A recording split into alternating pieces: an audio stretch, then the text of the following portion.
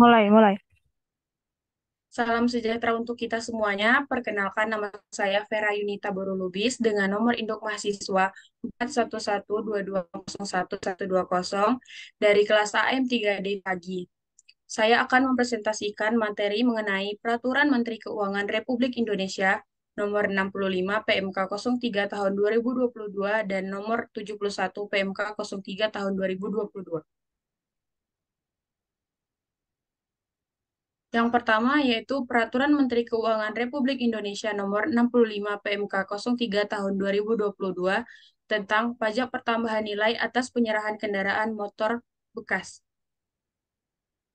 Untuk melaksanakan ketentuan pasal 16G huruf I UU PPN Undang-Undang Nomor 8 Tahun 1983 tentang pajak pertambahan nilai barang dan jasa dan pajak penjualan atas barang mewah, sebagaimana telah beberapa kali diubah terakhir dengan Undang-Undang Nomor 7 Tahun 2021 tentang harmonisasi peraturan perpajakan dengan tujuan sebagai berikut. Yang pertama, memberikan kemudahan dan kesederhanaan serta kepastian hukum dan keadilan dalam pengenaan pajak pertambahan nilai atau PPN atas penyerahan kendaraan bermotor bekas.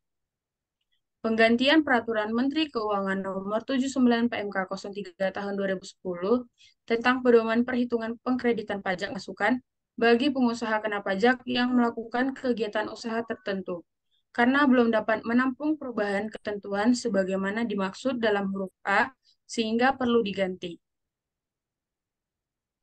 Objek PPN dan PKP yang wajib menerapkan.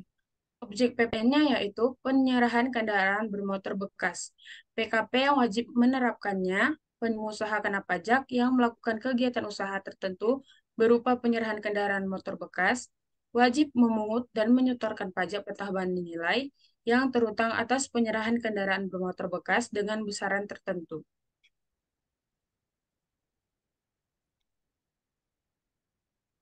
Tarif terdiri dari dua. Yang pertama yaitu 1,1% dari harga jual mulai tanggal 1 April tahun 2022.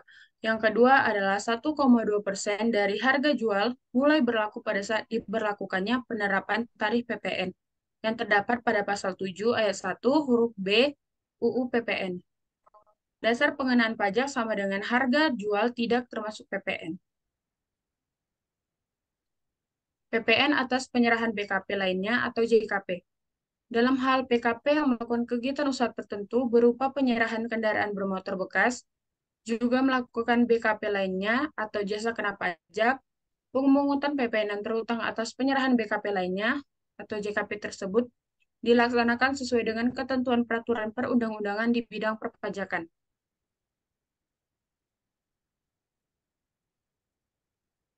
Dengan contohnya sebagai berikut, Tuan A melakukan penyerahan kendaraan motor bekas dan BKP lainnya berupa aksesori kendaraan bermotor dengan demikian. Yang pertama, atas penyerahan kendaraan bermotor bekas, Tuan A wajib memungut dan menyetorkan PPN yang terutang dengan besaran tertentu.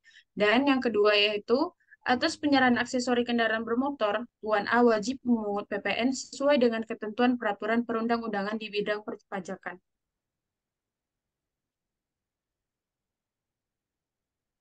Pengkreditan pajak masukan. Pajak masukan atas perolehan BKP atau JKP impor BKP, serta pemanfaatan BKP tidak terwujud, dan atau pemanfaatan JKP di luar daerah pabean di dalam daerah pabean yang berhubungan dengan penyerahan kendaraan bermotor bekas oleh PKP yang melakukan kegiatan usaha tertentu berupa penyerahan kendaraan bermotor bekas, dan ini tidak dapat dikreditkan. PKP kendaraan bermotor bekas yang di dalam suatu masa pajak melakukan yang pertama, penyerahan yang terutang PPN dan pajak masukan yang berkenaan dengan penyerahan dimaksud dapat dikreditkan. Dan yang kedua, penyerahan yang terutang PPN dan pajak masukan yang berkenaan dengan penyerahan dimaksud tidak dapat dikreditkan atau penyerahan yang tidak terutang PPN. Penentuan pajak masukan yang dapat dikreditkan dilaksanakan berdasarkan ketentuan pasal 9 ayat 5 dan ayat 6 UU PPN.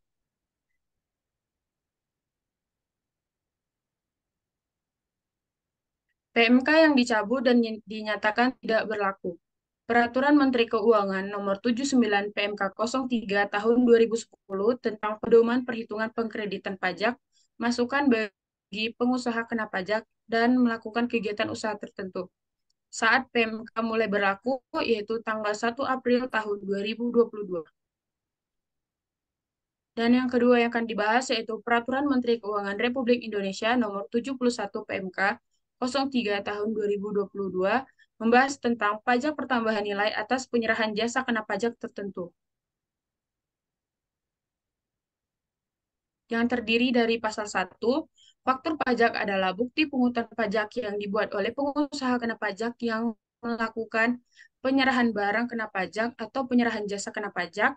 Pasal 1, penggantian adalah nilai berupa uang, termasuk semua biaya yang diminta atau seharusnya diminta oleh pengusaha.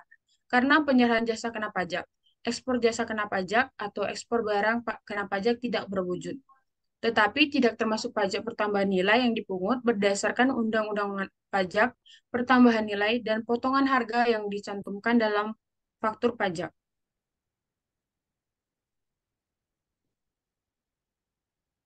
Selanjutnya adalah pasal kedua.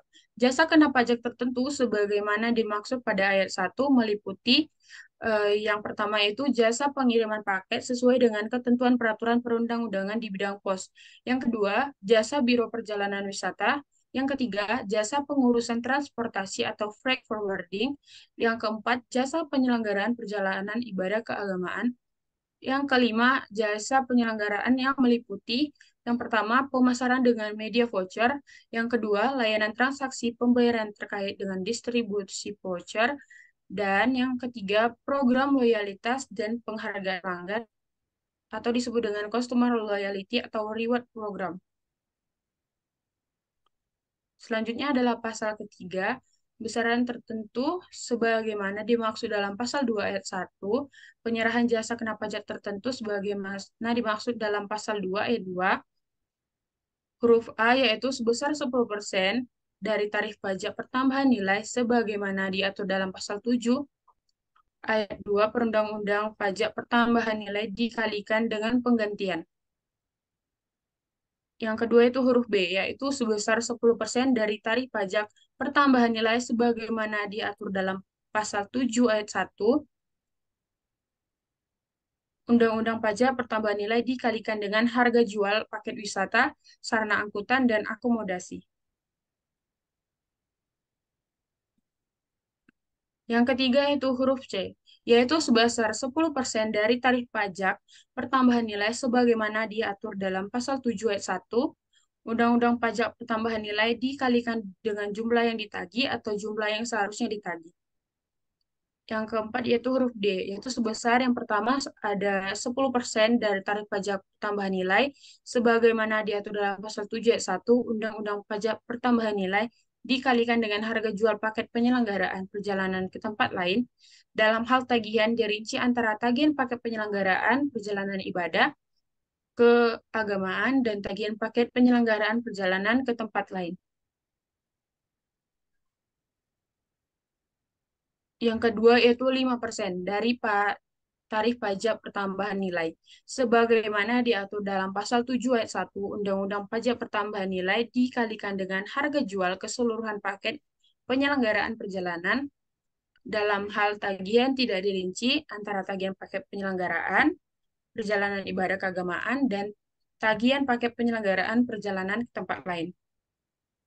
Yang terakhir yaitu huruf E, yaitu sebesar 10% dari tarif pajak pertambahan nilai sebagaimana diatur dalam pasal 7 ayat 1 Undang-Undang Pajak yang pertambahan nilai dikalikan dengan jumlah voucher.